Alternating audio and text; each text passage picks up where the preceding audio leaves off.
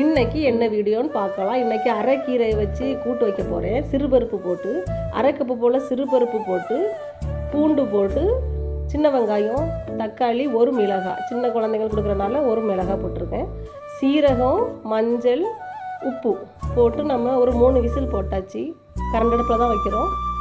அதுக்கப்புறம் கீரையை அடுப்பில் வச்சு தண்ணி ஊற்றி, கொஞ்சமாக தண்ணி ஊற்றி வேக வச்சுட்டு, இந்த பருப்பை நல்லா கடைஞ்சி அந்த கீரை கூட சேர்த்து நம்ம ஊற்றிடலாம்.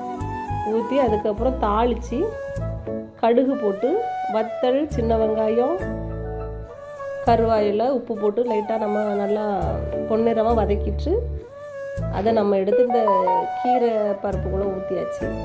அதுக்கப்புறம் நம்ம டேஸ்ட்டு பார்க்கலாம். டேஸ்ட்டு சூப்பராக இருந்துச்சு. செஞ்சு பாருங்கள்.